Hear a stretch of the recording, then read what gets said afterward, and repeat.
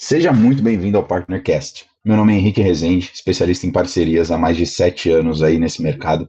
E eu quero te convidar a estar comigo nesse podcast, ouvindo especialistas que estão construindo ecossistemas robustos e escaláveis e transformando uma alavanca poderosíssima para empresas, startups e grandes companhias.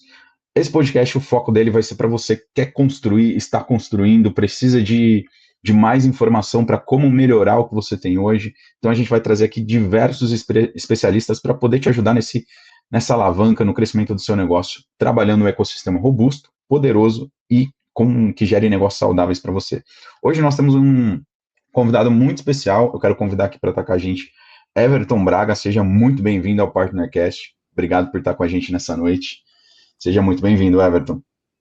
Boa, obrigado, Henrique. Cara, é um prazer de fazer parte aí desse projeto, te parabenizar aí pela iniciativa e tenho certeza que vai ser um sucesso. Acho que essa é uma área que dá para explorar bastante, tem muita coisa ainda que as empresas estão começando a aprender e acho que vai agregar muito aí para quem assistir esse e os outros episódios que você vai lançar aí, cara. Parabéns. Pô, obrigado, Tom.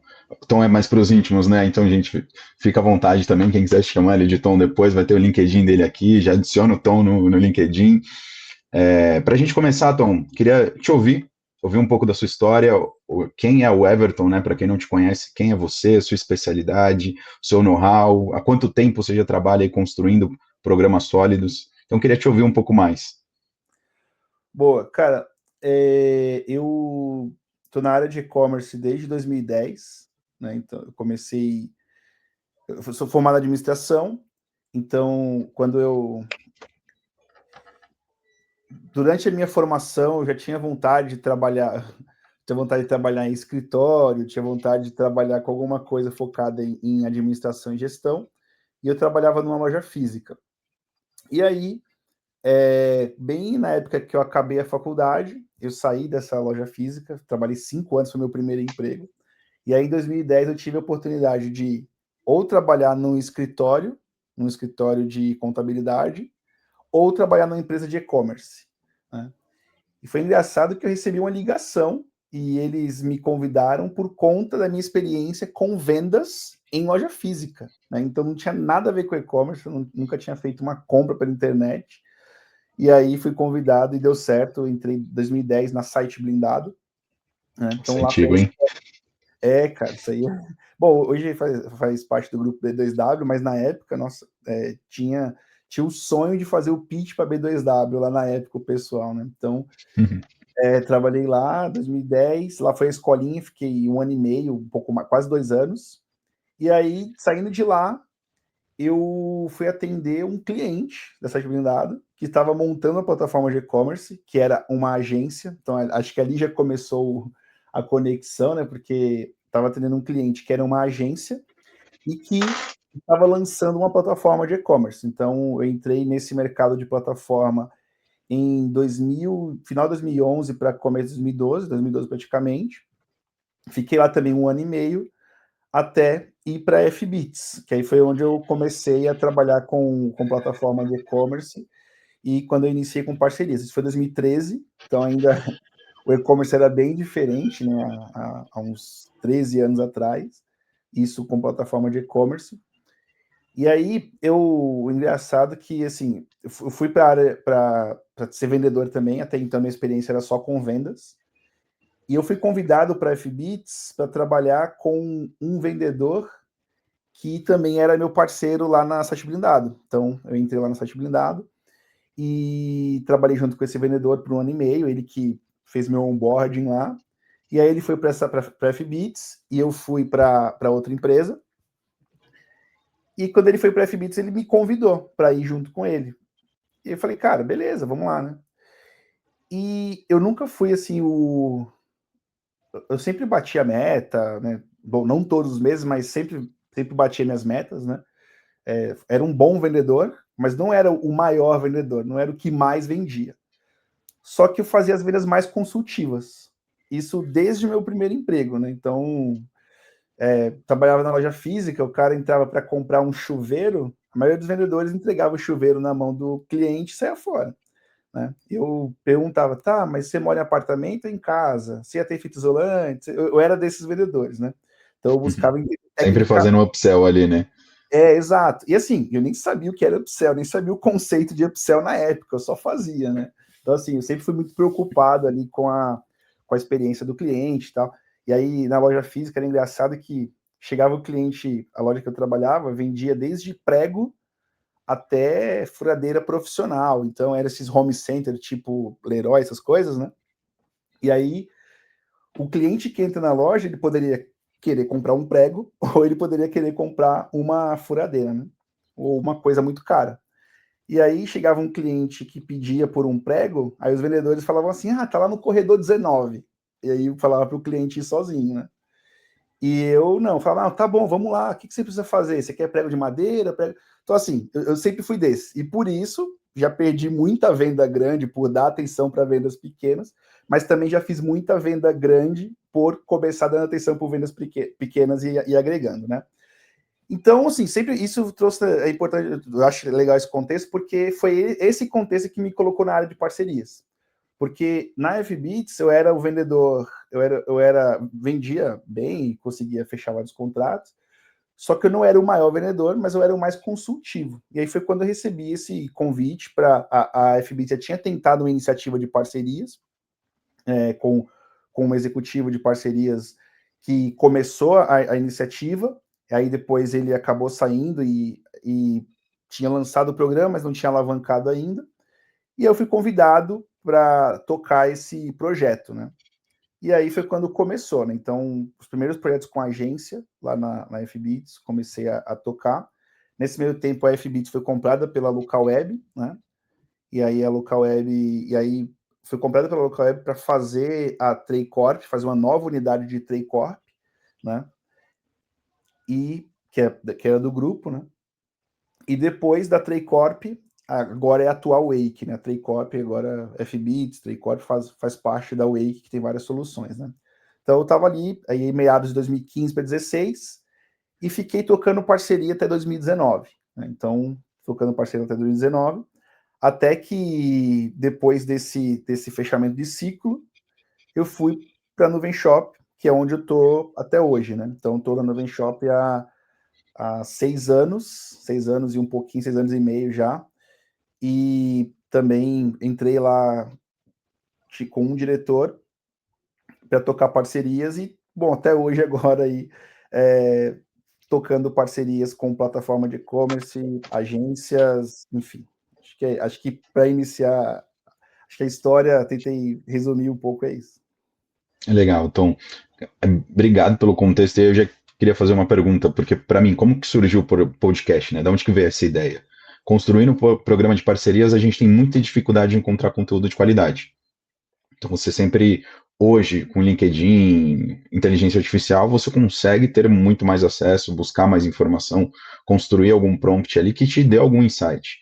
Mas igual você falou, né? Comecei em 2010, entrei nesse mercado, comecei ali a estruturar, 2010, 2015, pensando nisso, quais que eram as suas dificuldades para encontrar conteúdo, para pensar, para buscar referências, aonde você buscava esse tipo de referência, e como que você aplicou isso? Como que você conseguiu escalar em cima disso? Pensando para quem está ouvindo a gente, também está com essa mesma dificuldade. O podcast surgiu por isso. Trazer pessoas que quebraram pedra lá atrás, como que resolveram e como que estão resolvendo hoje, né? Então, eu queria te ouvir um pouco como que você fazia. Poxa, 10, 15 anos atrás, informação, vender e-commerce já era complicado, né? Então, imagina você construir um programa para e-commerce, sendo que as pessoas também não queriam. Então, como que você quebrou esse tipo de objeção? Cara, muito bom. Assim, na época, né, não era muito comum, quer dizer, existia um programa de parceiros com empresas SaaS, mas não era algo tão difundido. A gente não tinha grandes cases como a gente tem hoje, né? E hoje a gente temos muitos bons cases, mas não tinha como naquela época não tinha como a gente tem hoje. Então, quem fazia bem isso eram as empresas de RP com aquelas revendas de RP, né? Então, existe até uma literatura que eu tenho aqui, que posso mostrar. Inclusive, Bom, tudo bem que, por enquanto é podcast, né? Então o pessoal vai ver, mas depois se sair no YouTube, o pessoal vai conseguir. O pessoal está ouvindo, mas depois o pessoal pode conseguir ver. Que é isso aqui, ó, a Bíblia dos Canais de Venda e Distribuição. Eu conheci esse livro através de um amigo, que é o Marcel Andrade. Depois, talvez, não sei se você vai trazer aí, né? Mas é um cara que sabe bastante também de programa de parceiros. Eu conheci esse livro por ele. Era uma literatura que tinha. E, assim, tinha vários programas de ERPs que tinha essa área de revenda, a área de venda direta, né? De venda indireta. Então, acho que era algo que dava para a gente começar a se inspirar, mas a grande verdade mesmo é que não tinha algo, vamos fazer um benchmark com uma empresa. Não. Basicamente, a gente entendia as dores do parceiro e as necessidades, e a gente tentou lançar algo que fosse ganha-ganha, né? Então, na época já tinha algumas plataformas começando a fazer parcerias, então estava bem nesse boom de parcerias, de plataformas de e-commerce tentando, mas não tinha nenhum programa escalável em plataforma de e-commerce, né? Então a gente começou a fazer algo muito orgânico mesmo. Olha, tem aqui uma oportunidade, a plataforma está preparada para receber implantação de terceiros, vamos trabalhar junto, vamos desenvolver negócio? E aí começou, né? Então, a literatura era bem mais escassa, né? De SaaS, então, nem tinha muito benchmark, mas a gente tentou entender um pouco como era o mercado e, além disso, olhando essas literaturas como esse livro aqui que eu comentei, né? Então, acho que era mais isso. Legal, bom ponto. Depois a gente deixa o link do livro para vocês acompanharem aqui na descrição do vídeo e do podcast, pessoal. E pensando nisso, né, Tom, construir, né, igual você falou, poxa, a gente teve tentativa e erro. Se você olhar para trás, olhar para hoje e o que você construir no futuro dentro desse ecossistema de parceiros, de agências de e-commerce que você disse que está construindo hoje na Nuvem Shop, né? O que você viu que foi, poxa, não dá para mim fazer, esquece, testei, deu muito errado. O que deu muito certo e se há algo que, poxa, o que eu estou pensando em fazer para frente que pode dar muito certo, né? Já pensando para quem está nos ouvindo aqui, como é que ele pode olhar e falar, poxa, vale eu tentar isso aqui também? Sim. Bom, posso tentar dizer algumas coisas que deu muito certo, que deu muito errado. Vou pensar um pouquinho mais. Assim, eu vejo muitos erros que algumas empresas cometem de não conseguirem fazer coisas muito duradouras, né? Então, talvez tenha um exemplo que eu possa fazer, que é quando eu troquei de empresa, né? Eu fui com bastante sede ao pote para mostrar essa empresa para várias agências, né? Então, tinha bastante contato no mercado, vou chamar vários parceiros. Só que o produto, quando eu falo produto, não é só tecnologia, mas o programa em si não estava maduro o suficiente para a gente fazer algo em escala. Eu acho que esse é o maior erro que várias empresas cometem ao lançar um programa, né? Então, acha que é só ter networking e ativar essa base de networking e falar, cara, vamos lá que eu quero te falar da minha empresa. Falar da minha empresa é diferente de apresentar um programa de parcerias, né? Então, acho que esse não foi um erro grave assim, que eu cometi, mas eu vejo várias empresas cometendo esse erro em escala, né? Então, eu convidei algumas pessoas e no final a gente não conseguiu desenvolver parceria com muitas delas. Por quê? Porque eu não tinha uma proposta de valor em escala. E aí as empresas cometem muito esse erro que eu vejo, que é você convida um monte de gente, mas você não tem recurso suficiente para alimentar essa proposta de valor. Então, eu estou falando do quê? Só de comissão? Não, cara, não é. Comissão é um dos pontos, né? Então, eu gosto muito de falar sobre 3 pilares numa relação de parceria, e a comissão, ela é parte de um dos pilares, né? Que vai fazer o parceiro trabalhar com você, né? Mas, a não ser que seja em modelos de afiliação, que aí tem muito valor a comissão, dependendo da parceria e no formato que eu trabalho, o parceiro ele não trabalha com você por causa da comissão, né? Para afiliados profissionais, isso já é uma verdade, mas dependendo do modelo do negócio que você trabalha, a comissão não é o diferencial. É algo que tem que existir, mas não é o diferencial. Então, se você não tem uma proposta escalável de geração de valor para o parceiro. E geração de valor é diferente de geração de comissão, né? Geração de valor para o parceiro. Atendimento diferenciado, enfim, e obviamente o produto, se você não tem se você não tem tudo isso bem amarrado, você não tem um programa para escalar, né? Então você consegue gerar valor para poucos parceiros. Então, esse acho que foi um erro que talvez tenha cometido, que agora a gente não comete mais, né? E é entender bem o que eu tenho para oferecer, né? E o que deu certo, acho que é exatamente o inverso do que a gente tinha feito errado antes, né? Então, basicamente, o que dá certo é entender e fazer a conexão entre o que move o parceiro versus o que você precisa que um parceiro traga, né? Então, da mesma forma que em vendas a gente precisa definir o ICP, em parcerias a gente tem que definir o IPP também, né? A gente chama de Ideal Partner Profile, né? A gente precisa, ou ICP de parceiro, enfim, chama como quiser, né? Mas, assim, você precisa definir bem qual que é o perfil de parceiro que vai agregar valor no seu negócio. Então, assim, se você precisa de volume, cara, então você precisa de gente que traga volume. Você não vai trabalhar com um parceiro que o negócio dele é mais pontual, é um negócio por mês, é mais mid-market enterprise, né? Então, você vai focar mais SMB. Se você precisa de receita, GMV, aí o foco é mais mid-market enterprise. Então, assim, definir bem o que é um parceiro ideal para você. Beleza.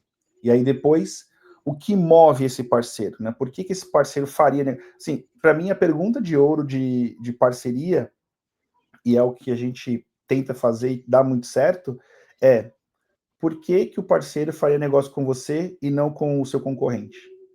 E aí você precisa responder genuinamente. Você precisa responder genuinamente essa pergunta. Porque se a sua resposta for, porque eu pago comissão, aí o parceiro pode pagar comissão também. Mas eu pago 15. O parceiro, tá bom, eu pago 16. Eu pago 20. Eu pago... Aí fica aquela coisa igual do Chaves, né? Trocando de Um leilão, né? leilão para ver quem cobra mais barato ou mais caro pelo suco, né? Então, uma coisa, tipo, qual que é o seu diferencial? Ou, independente, não estou falando para você reinventar a roda, né? Mas entender bem o que move o parceiro e por que ele faria negócio com você e não com seu concorrente. Se você não tiver uma resposta muito boa para essa pergunta, você tem que voltar, dar uns passos atrás, né? E voltar para o programa, entender, criar a proposta de valor de novo para ir para o mercado novamente, né?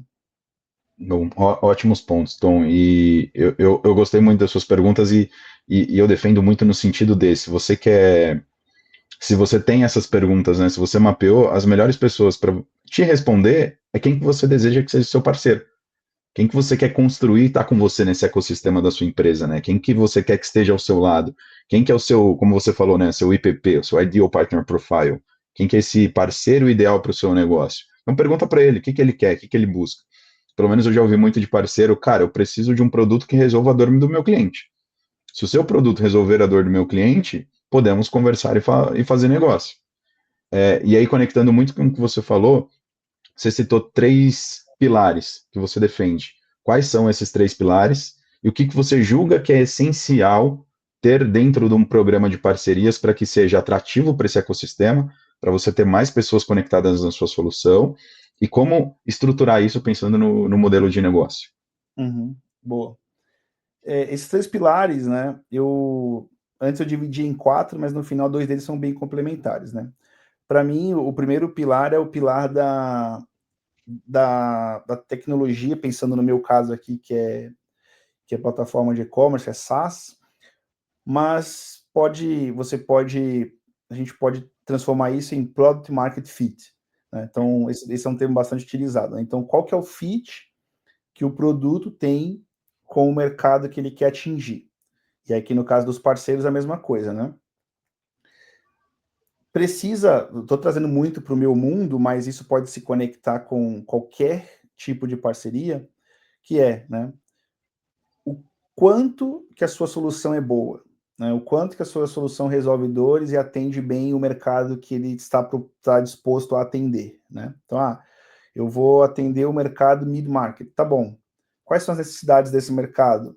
Quais são as dores? Quais são as funcionalidades-chave? Né? Isso aqui vale para CRM, plataforma de e-commerce, para RP, qualquer SaaS, e vale para serviços também, né? Mas indo aqui para o universo SaaS, que é o universo que a gente domina, o quanto que a sua solução é aderente para o perfil de cliente que você quer atender e para o perfil de cliente do parceiro, né?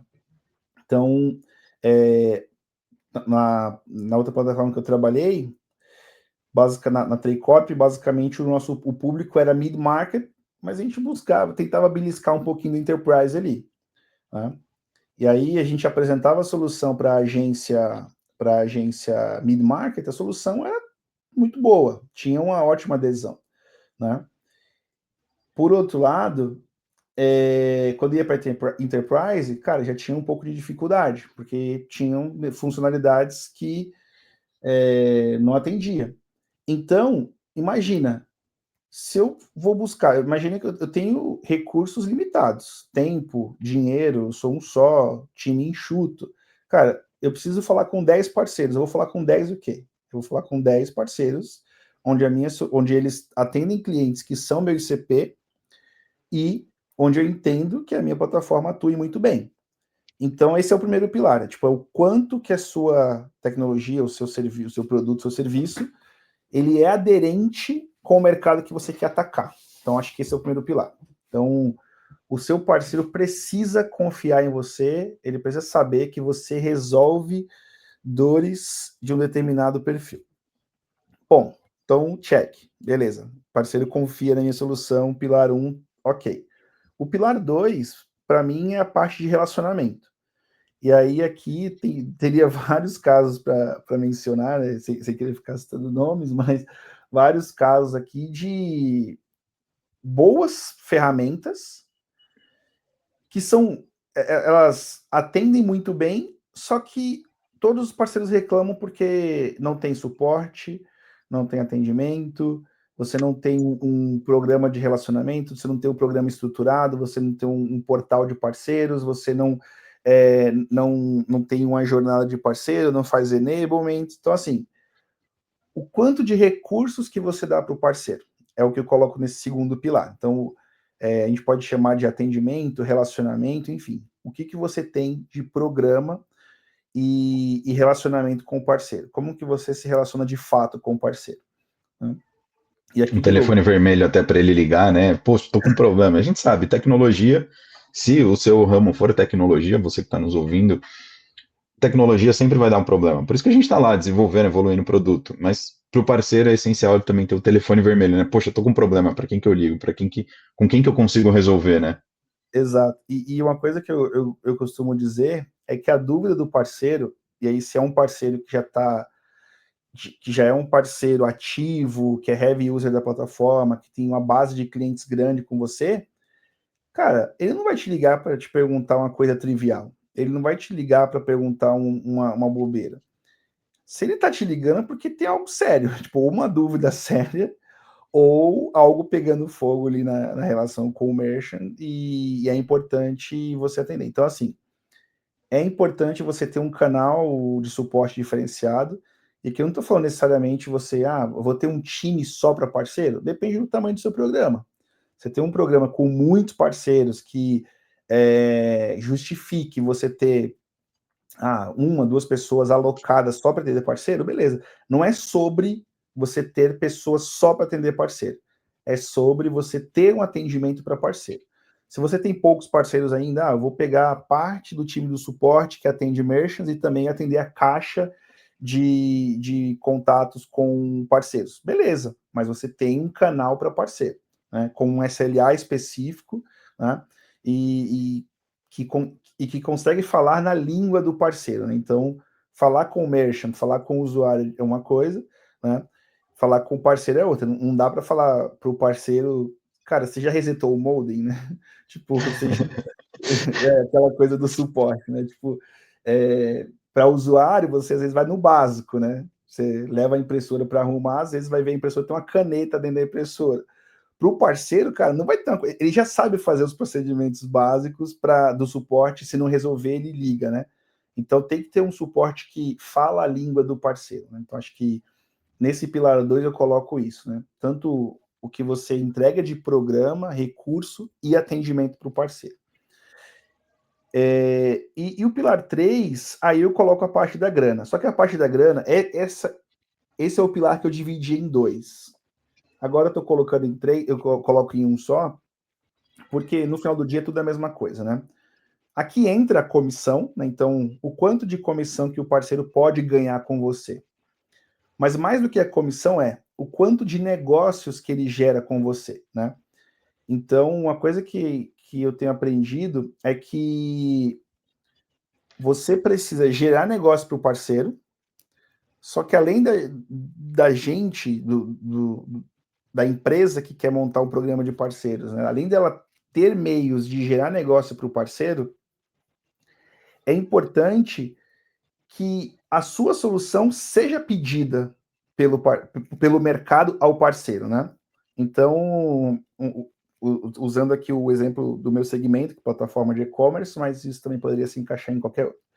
Imagina que um cliente, ele liga na agência, fala, Henrique, tô pensando aqui em trocar de plataforma, eu tô pensando em criar uma loja, você faz loja com a plataforma XPTO? Então, assim, o cliente já pede algumas soluções, né? Então, é importante que a sua solução seja uma dessas pedidas. Quanto mais o mercado pedir a sua solução, mais o parceiro vai querer trabalhar com você. Imagina, falar, tá todo mundo me pedindo isso aqui, todo mundo perguntando se eu trabalho com tal coisa, deixa eu fazer parceria com esses caras aqui, porque eu preciso saber implantar, vou capacitar meu time. Então, assim, existe o programa de parceiros, ele vem muito acompanhado de um trabalho de brand, né? A plataforma, ela precisa ter esse trabalho de brand bem feito, a plataforma ou a empresa, né, precisa ter esse trabalho de brand bem feito, para que a sua marca seja pedida, seja uma marca que está entre as tops do mercado, né? Então você está dizendo que só marca forte consegue fazer programa de parceiro? Não. Existem várias estratégias que você consegue colocar em prática para tentar minimizar o impacto de marca, né? Então, existem outras coisas que dá para fazer.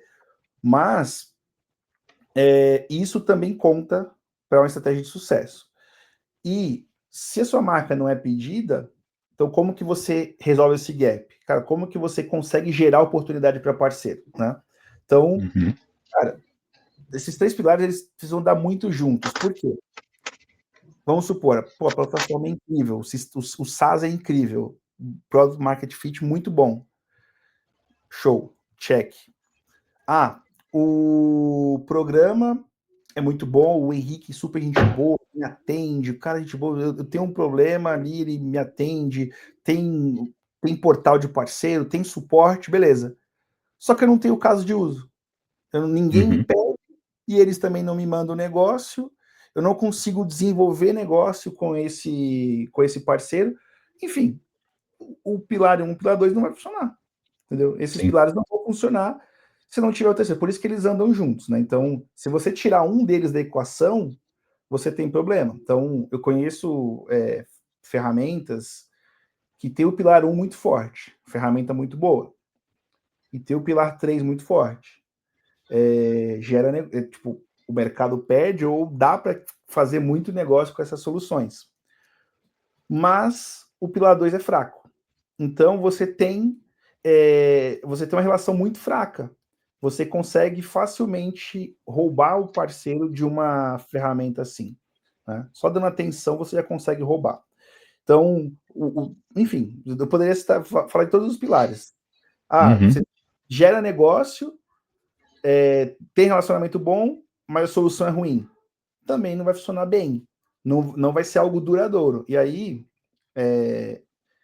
se a gente for olhar case, a gente vê vários e vários e vários programas de parceiros nascendo e não durando 2 anos. Cara, é incrível.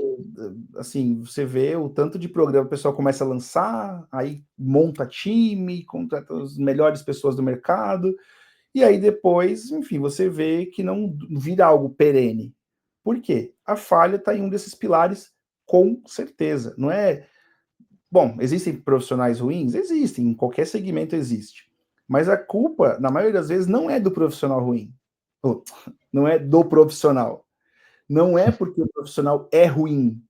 É porque o programa não está maduro, né? E, e desculpa, não é maduro também. Não está bem montado com esses três pilares. O programa ele Uma não boa precisa. proposta de valor, né? Exato, ele não nasce maduro. Mas se ele olhou bem para os três pilares, pô, tem uma ferramenta que é boa. Eu atendo meu parceiro, tem um programa para atender ele aqui, para treinar o parceiro, fazer um onboarding. Beleza.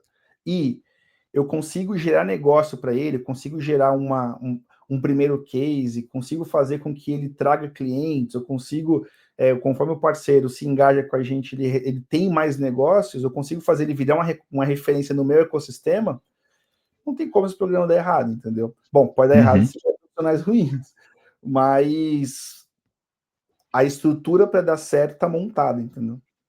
Sim, perfeito. Então, gostei bastante dos pontos que você trouxe, e aí já vou aproveitar para conectar com a minha próxima pergunta, porque você falou de três pilares. Poxa, produto, um suporte e negócio. E aí, se você tem um produto que o time de produto não escuta o parceiro, que é aquele cara, como você falou, né? Ele tá com a mão na massa, ele tem uma dor diferente, ele estressa o produto, não escuta o parceiro, o roadmap não vai ser impactado com a necessidade do parceiro. Vai seguir uma métrica diferente. Ou como a empresa definir. E aí você tem um ponto cultural. Se o time de suporte e atendimento não olhar para o parceiro, você vai jogar ele numa fila, você vai gerar um estresse e ele pode indicar ali para o cliente dele um outro produto que dê um atendimento melhor. Se ele não gera negócio, como você falou, por que você vai indicar? Se o mercado não demanda, por que ele vai te priorizar? Então, Exato. como passar pelos blocos internos da empresa? Como Sim. você trazer a cultura de um ecossistema, de parceiro, de entender que não é um colaborador, mas é uma extensão do seu negócio. Como passar por esse bloco cultural, pensando que aqui o nosso ouvinte, ele pode ser um decisor, ele pode ser um CEO, mas ele também é alguém que, como foi a gente lá atrás, né? Olha, tem um negócio aqui de uma agência, de uns parceiros, vê o que você consegue fazer.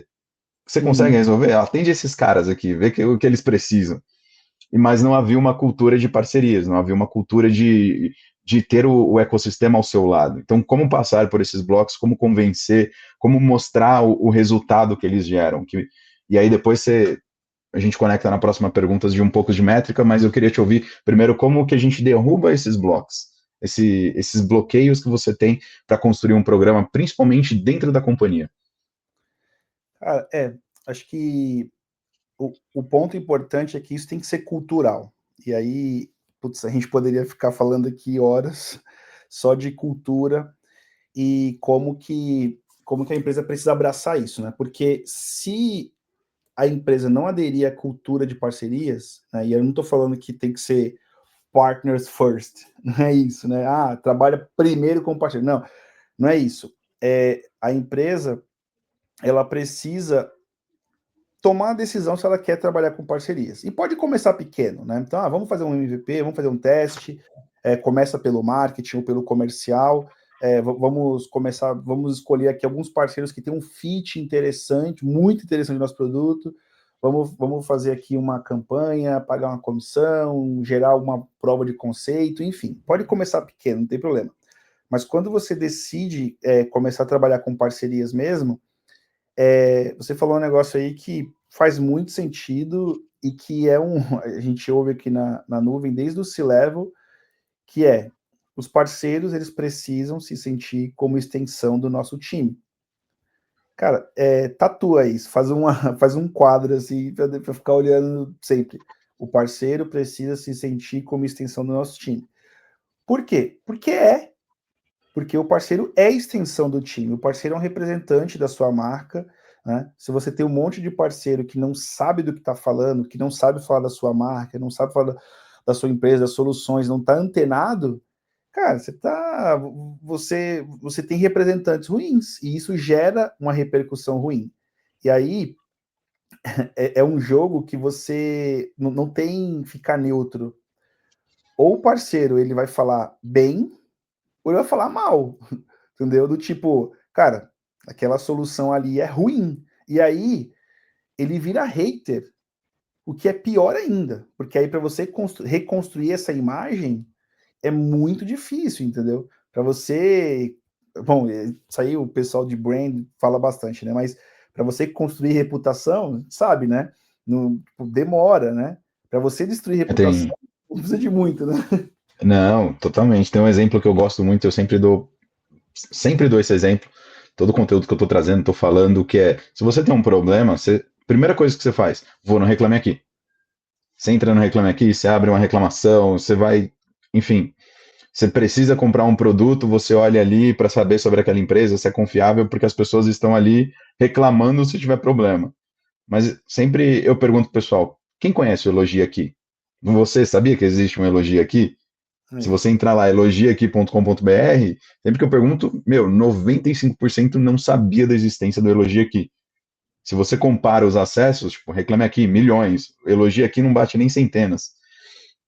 Porque, naturalmente, as pessoas tendem a reclamar quando tem um problema. E da mesma forma, você tem um programa que ele não tem um suporte, não tem um benefício, não está ali sendo demandado por aquele, e ainda tem um problema, e aí ele chega dentro do parceiro dele que ele está confiando e ainda arruma mais problema, isso dificulta para ele gerar uma confiança, né? exato, exato. Então, é fundamental que se você vai começar, que isso permeie todas as áreas, né? Que o suporte esteja preparado para falar com parceiros, que você tenha um canal de vendas que vai atender o parceiro, ou se o parceiro pode fazer vendas diretas, que ele seja empoderado para isso, que tem material, tem treinamento, enfim, tem todo o toolkit para o parceiro conseguir fazer as vendas, né? Enfim, te representar. Então é importante que o parceiro se sinta mesmo. Se você vai fazer onboarding do seu produto, você precisa fazer onboarding com o parceiro. Se você, assim como você faz o onboarding de um novo colaborador, vai entrar uma pessoa na sua empresa, você precisa fazer o onboarding dele, né? O parceiro é a mesma coisa. Você precisa fazer o onboarding do parceiro. Review de novidades do produto. Cara, como é que você faz com o parceiro? Para os colaboradores da empresa, você faz. Como é que você faz para o parceiro? Se o parceiro não souber do seu produto, como que ele vai estar atualizado, né? Eu já vi casos onde o parceiro ele fica sabendo da novidade do produto pelo cliente. Esse é o pior cenário possível. Porque Uhum. imagina, você é o especialista, você é o parceiro especialista, e o seu cliente vem e fala: você está sabendo de tal funcionalidade? Ele, não, nem sabia que dava para fazer isso. Né? Então, assim, esse é o pior cenário, né? Então, idealmente, o parceiro ele precisa saber antes do cliente. Minimamente junto, mas assim, junto já é ruim, porque o cliente pode ver antes. E aí, em último dos casos, depois, né? O parceiro não pode ficar sabendo depois do seu cliente. Então, muita gente, as empresas falam, né? Então, nossa cultura é cliente no centro. Pô, com certeza, cliente no centro. Mas o parceiro também é um cliente. A gente precisa olhar com essa visão, entendeu? A gente precisa entender essa visão que o parceiro, eu costumo dizer que o parceiro ele é o cliente no atacado, né? Porque um cliente, imagina, né? Tem um cliente que tem sei lá, um faturamento mensal ali de 500 mil. Eu tenho um parceiro que tem 10 clientes que faturam 100 mil. Pô, então esse parceiro ele cuida de 1 milhão de GMV. Imagina Uhum. se o parceiro fica bravo, se esse parceiro não sabe da minha solução, não sabe trabalhar bem comigo, se ele quer sair, ele vai influenciar e eu vou perder esse 1 milhão de GMV, né? Eu vou potencialmente perder, né? Não é binário assim, mas potencialmente você pode perder isso. Então, a gente precisa olhar para o parceiro como um cliente, né? Ele é parceiro, óbvio, mas a gente precisa olhar também com esse olhar, sabe? Não é, o cliente é mais importante que o parceiro. Não. O cliente é o que paga a conta, mas o parceiro é um canal de aquisição que ajuda a trazer clientes, né? Então, o parceiro tem sua importância. E aí, eu não quero fazer juízo do tipo, qual é mais importante? Bom, cliente, no final do dia, é que vai pagar a conta, mas o parceiro ele é um canal de aquisição e a gente precisa tratar esse canal para que gere cada vez mais confiança, né?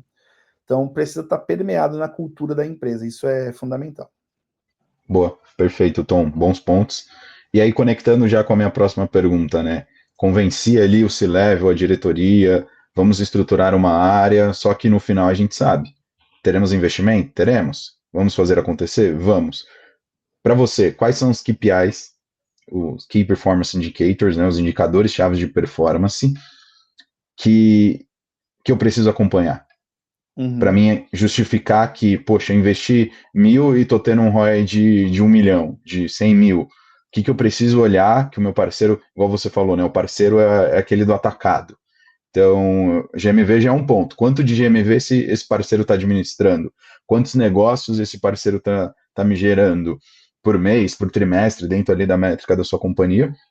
Mas para você, quais são os KPIs essenciais que não pode ficar fora ali de um painel, de um dashboard ali do executivo de parcerias, do diretor de parcerias, que ele precisa acompanhar e falar, meu, isso é essencial para mim saber se o meu programa está sendo um sucesso, se tem algum ponto de atenção, como que você vê isso e o que você acompanha hoje no seu dia a dia, né? Boa.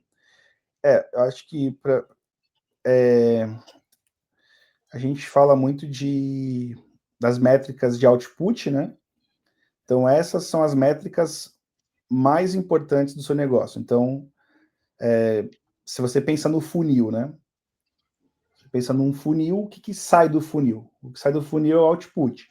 Então, depende muito do qual é a métrica mais importante. Então, a métrica mais importante é MRR. Então eu vou monitorar isso. Qual a métrica? Minha métrica mais importante é GMV. Então, GMV, ARR. Beleza, é novo contrato puro. Não estou olhando nem o MRR e nem o GMV. Então, novo contrato puro. Né? Novas vendas, novas indicações, enfim. Qual que é a sua métrica mais importante, o que você espera do canal? Então, assim, essa é a métrica de output. Porém, uma coisa que as pessoas subestimam é a importância de uma equipe de dados, data BI, dentro da operação, né? Porque você não pode olhar só para output metrics. Porque se você olhar só para as métricas, para a métrica-chave, né? Você está olhando para a métrica que você precisa acompanhar, mas você pode ter surpresas no final do mês, se você ficar olhando só para ela, mas sem saber das input metrics, né, as métricas de input, você acaba tendo um problema, porque você não sabe interpretar seu resultado. Então, se você vendeu mais, por que vendeu mais? Se você vendeu menos, por que vendeu menos? Isso é chave, você questionar o resultado. Então, algumas coisas que são fundamentais para você montar dashboards, relatórios e acompanhar, ter cerimônia, não sei se a gente vai falar disso, mas essas cerimônias de acompanhamento de resultado, é importante que você monitore a métrica principal que você espera, então GMV ou novas lojas, ou o que seja, e as métricas que fazem esse número acontecer. Então, as métricas que fazem esse número acontecer são as métricas de input. E a métrica principal é o output, é o que você espera no final do dia. Então, bom, dando exemplo, vou dar o exemplo aqui da minha vivência para ficar mais claro, né? A gente espera em SMB, a gente controla novas lojas criadas. É óbvio, a gente olha várias outras métricas. A gente olha GMV dessas lojas, a gente olha churn, a gente olha novo MRR, a gente olha tudo isso. Mas a métrica que eu espero e cobro dos parceiros são novas assinaturas. Novas assinaturas. Ponto. Tá, então o meu output é novas assinaturas. O final do funil, ele precisa me dar novas assinaturas. Então, o que eu olho? Eu olho isso sempre, mas o que eu olho semana a semana, dia a dia, se for necessário, mas o que eu devo olhar semana a semana, né? Então, as empresas fazem muito o WBR, né? O Weekly Business Review, para entender como que está o comportamento dessas métricas. O que a gente tem que olhar semana a semana? Pô, se a minha métrica é New Payment, eu preciso olhar o New Payment por carteira de parceiros, então como está a long tail, como estão meus top partners, como estão os payments de novos parceiros. Por quê? Se os payments eu preciso ter um target nas input metrics. Então, eu tenho lá novos parceiros. Então, quanto que novos parceiros vai representar no meu resultado? Se isso estiver abaixo, lá no final do mês eu vou ter um problema em new payments. Então, eu preciso olhar isso sempre, já preciso olhar antes, porque eu já consigo ativar um plano de contingência no dia 10. E não no dia 29, eu olho lá, new payments, e, cara, não vai bater a meta, tô ferrado. Não, eu já estou olhando antes. Então, por isso que o WBR é importante, né? Para você já ir olhando semana a semana e algumas métricas até diariamente vale a pena você olhar para ver se não tem nenhum desvio e ativar um plano de contingência o quanto antes, né?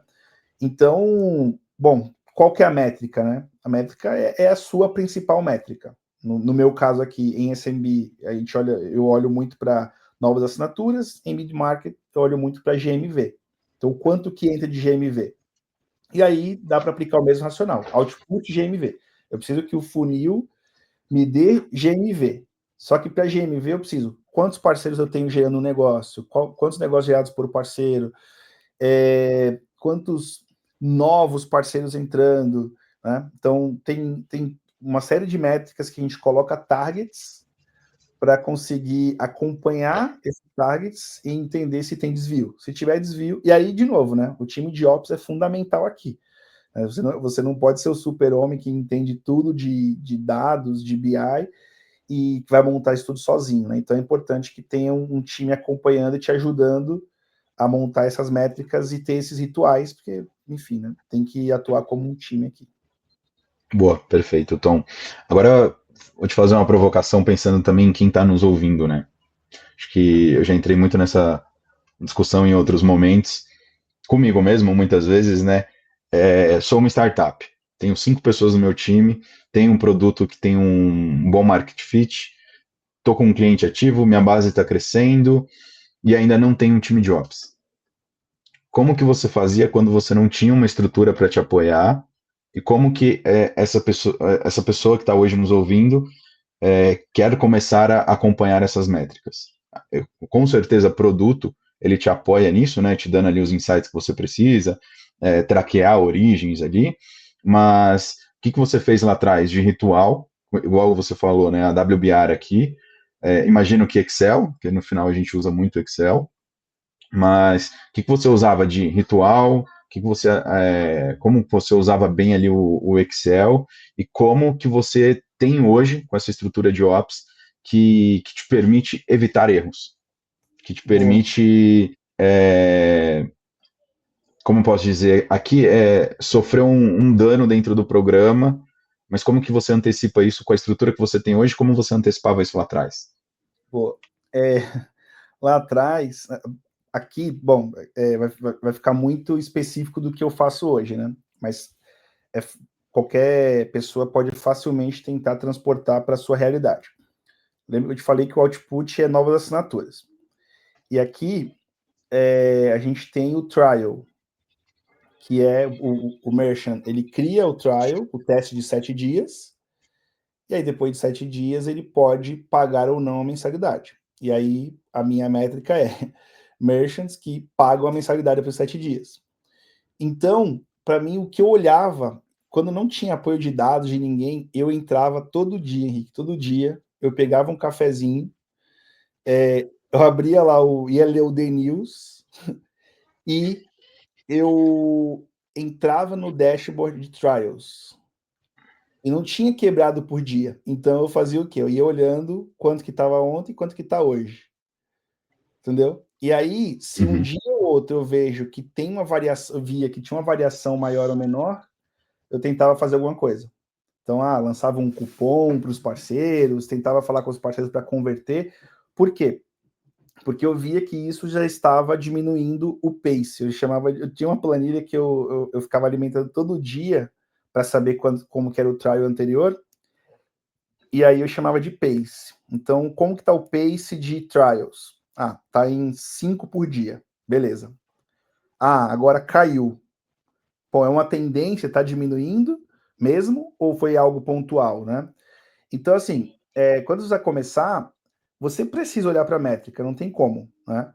Só que também você não precisa ser aquele conceito que falam, né?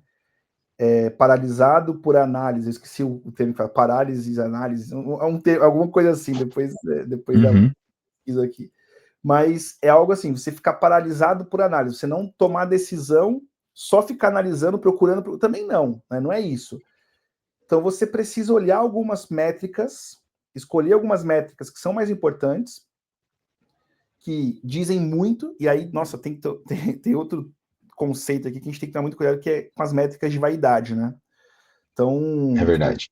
tem métrica que não serve para nada, né? Depois eu posso dar algum exemplo. Mas, Por favor.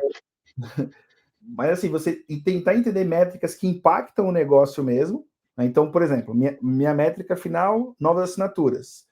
Qual que era uma métrica que era um termômetro para mim?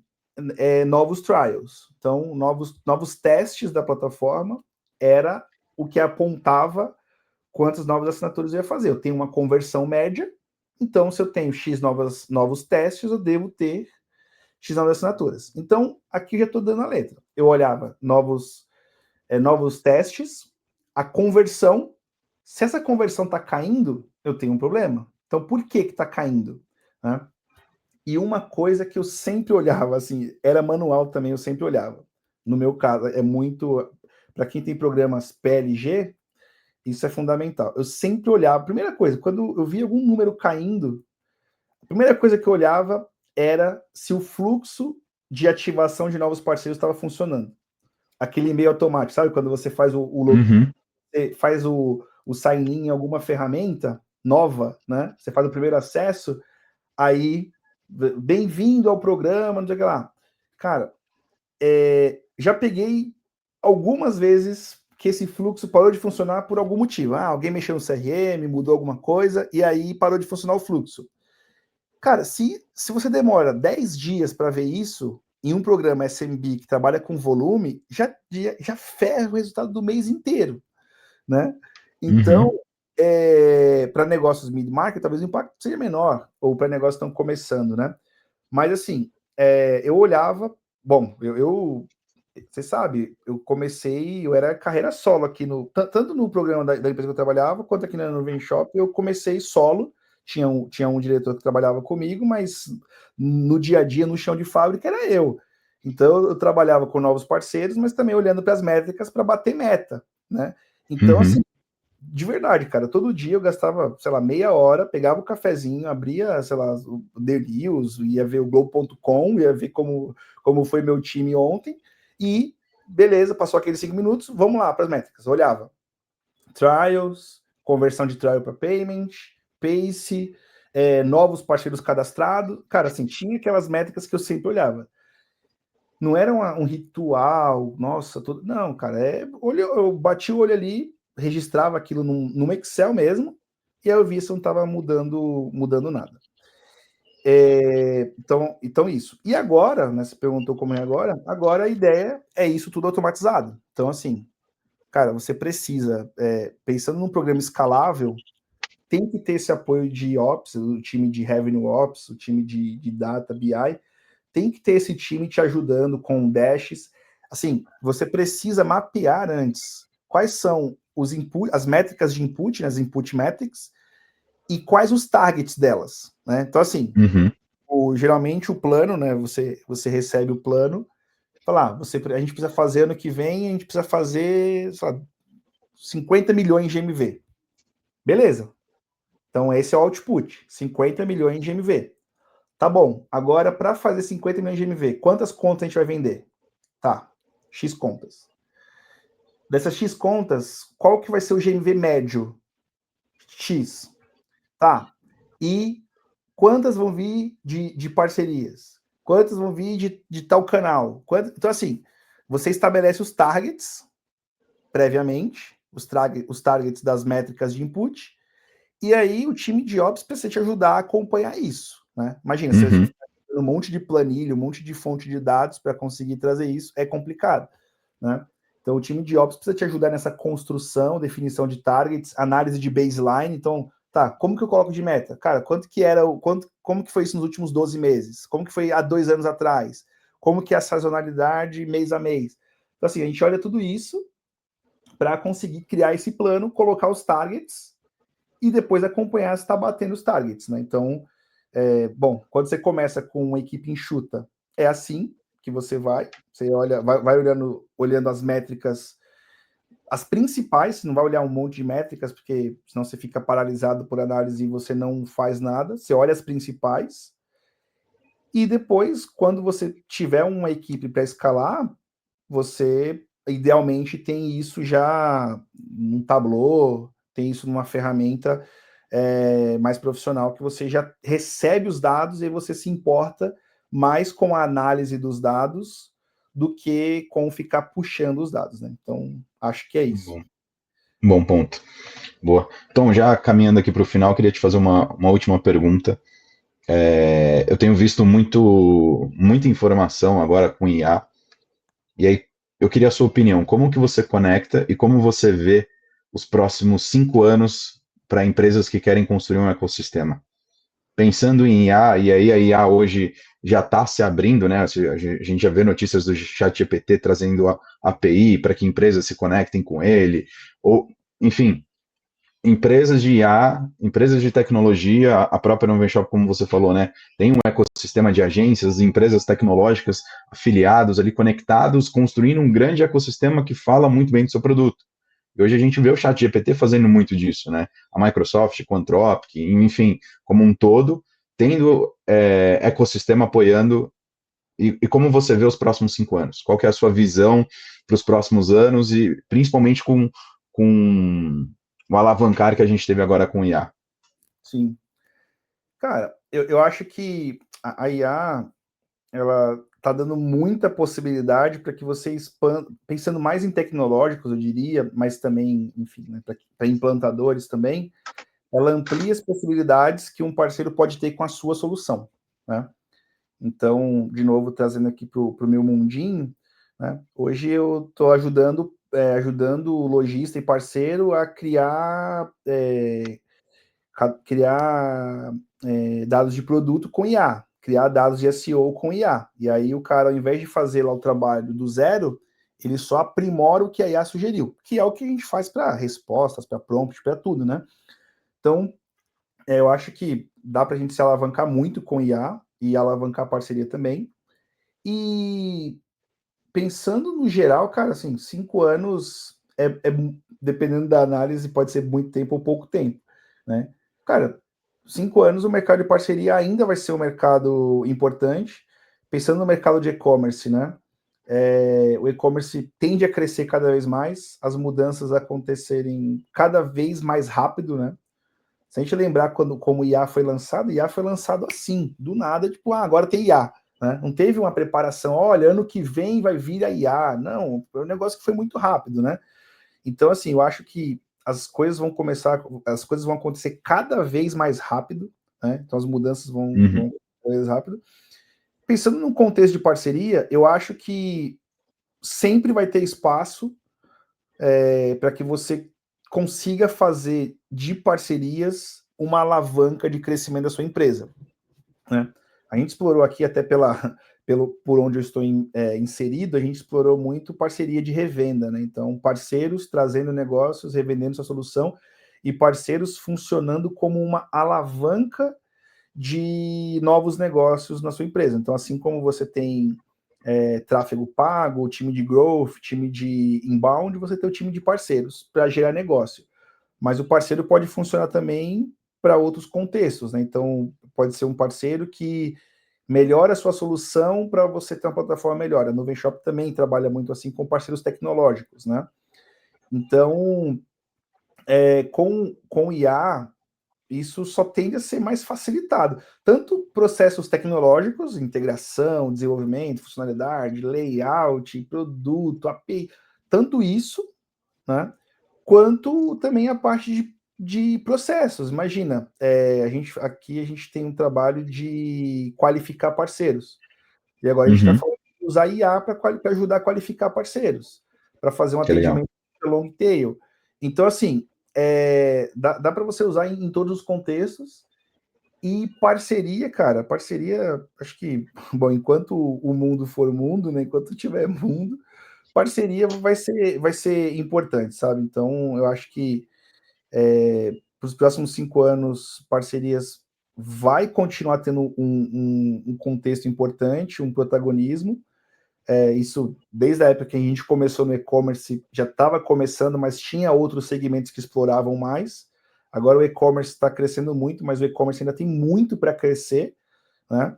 Então, imagina, se a gente for, sei lá, 10, 15% do que é o varejo no Brasil, a China é mais de 50% do que é o varejo lá, o varejo total lá. Então, cara, imagina o quanto que o e-commerce não tem para crescer no Brasil ainda, né? O quanto Com de certeza. lojas que a gente tem para fazer, o quanto de. Né? Então, eu acho que daqui 5 anos, parceria ainda vai continuar sendo muito importante e a gente tem que se aproveitar dessas tecnologias para facilitar a vida do parceiro e ajudar a potencializar esse canal. Acho que é por aí. Boa, perfeito, bom ponto. Eu gosto muito porque no final nós somos seres humanos, conversamos com seres humanos, por mais que a IA seja um facilitador, no final a gente vai continuar tendo relacionamento, construindo relacionamento, um networking com pessoas, vendendo para pessoas. Então acho que isso também conecta muito com o que você falou. Então, quero te agradecer pela participação, poder estar aqui com a gente. Vou deixar agora 2 minutos para você trazer aí fazer um agradecimento, deixar um insight aí, algo que você possa trazer para o pessoal, como, cara, isso aqui é a chave de ouro para você poder construir o seu programa com qualidade e escala. Boa. Cara, obrigado mais uma vez aí, te parabenizar pela iniciativa. É muito legal ver pessoas boas no mercado trazendo coisa boa, né? E tenho certeza aí que vai, enfim, só de você estar mediando já pode garantir que vai ser um conteúdo bom e tenho certeza que você vai trazer muita gente boa também. Fazer o primeiro é um desafio, né? Então, cara, depois quando tiver outros episódios, gostaria de voltar de novo até para né, para participar, trazer mais, né? Então, 1 hora acaba passando muito rápido, né?